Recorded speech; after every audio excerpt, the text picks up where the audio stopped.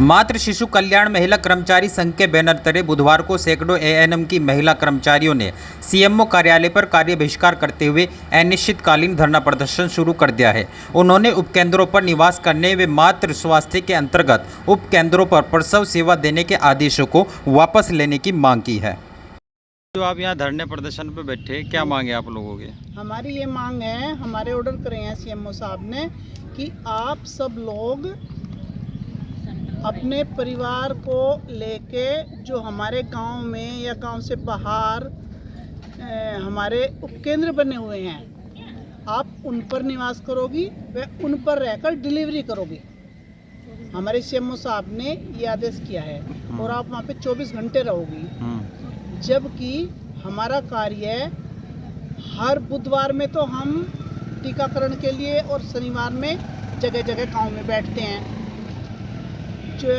महीने में हमारी 4 BWR होती हैं, हम उसमें जाते हैं, इसमें अपने CSC पर जाते हैं और जगह जगह ही बैठकर हमारे सब प्रोग्राम होते हैं।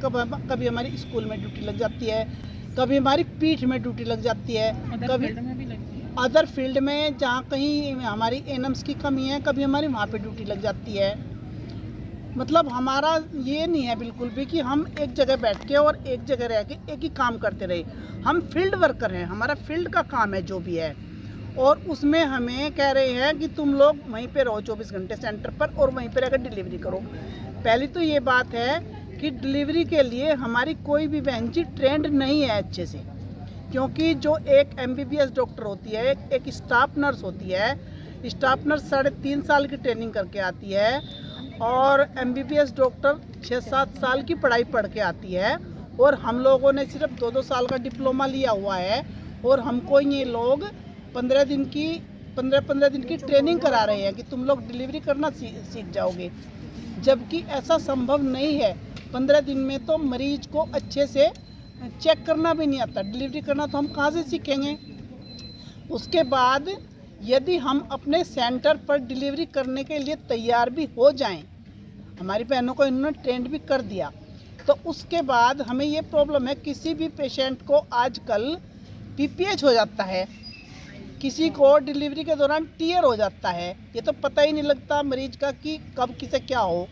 हमारी अकेली एक एनम बहन जी वहाँ पे उसके लिए क्या सुविधा उपलब्ध कराएगी, और उसके बाद जब हम सुविधा उपलब्ध नहीं कराएंगे तो गांव वाले आके एनम बहन जी का गला नोच लेंगे, और एनम बहन जी 2-4 साल में जो पैसे कमाती है वो उससे पैसे भी ले लेंगे, और पेशेंट का तो पता ही नहीं क्या होगा क्या नहीं होगा, क्योंकि ये हालात हम सबके साथ गुजर चुके हैं। हमारी फिर बाद में साथ में कोई अधिकारी लोग कोई भी नहीं खड़ा होता, हम सब बहने अपने आप को ही उस चीज़ को झेलते हैं। अब आपकी मांग क्या है? अब हमारी ये मांग है कि हम लोगों को जो ये निर्देश दिया गया है कि आप 24 घंटे उपकेंद्र पर रहकर कार्य करेंगी व आप वहाँ पे डिलीवरी करेंगी, ये दोनों हमारी मांगे वापस ली जाएं। जो हमारी ये आदेश है, ये आदेश वापस लिया जाए कि हम 24 घंटे उपकेंद्र पर नहीं रह सकते और डिलीवरी करने में कोई भी सक्षम बहन जी हमारी नहीं है। जो लोग सक्षम है कि वह तो कर सकते हैं ना, जो सक्षम है वो अपनी मर्जी से कर ले, उसकी हम कोई मनाही नहीं करते, लेकिन किसी पर जबरदस्ती वाली बात नहीं होनी चाहिए। धरना प्रदर्शन चल रहा है। जो हमारे साथ समस्या है सर, जो DM सर ने हमें आदेश दिया है हमारे CMO की सभी ANM सेंटर्स पर रहेंगी और डिलीवरी कराएंगी, तो वो कोई भी हम नहीं चाहते कि ना तो हमारे एरियाज में है, हमारी गाइडलाइन भी नहीं है कि हम प्रसव कराएं और हम सेंटरों पर रहें। हमारी 9 से 4 की ड्यूटी है, वही हम करते हैं, और डिलीवरी कराने में हम इतने सक्षम नहीं है कि हम किसी भी एक डिलीवरी जो होती है वो माँ और बच्चे का जीवन है, उसे हम ऐसे रिस्क नहीं ले सकते कि किसी का जीवन खतरे में आ जाए। और जो हम आज धरने पे बैठे हैं तो इससे हमारे बहुत सारे कार्य हैं जो प्रभावित हो रहे हैं। हमारा कितने सारे पोर्टल हम चलाते हैं, यूविन है, ई-कवच है, अनमोल ऐप है, और बच्चों का जो टीकाकरण होना था आज वो तो प्रभावित हो ही रहा है 100%, कोई भी नहीं कर रहा है, तो उससे तो फर्क पड़ ही रहा है हमारे सारे काम पर। तो कब तक धरना जारी रहेगा तो आपका? अनिश्चितकालीन धरना, जब तक हमारी मांगे पूरी नहीं होगी तब तक हम धरने पर बैठेंगे। ठीक है।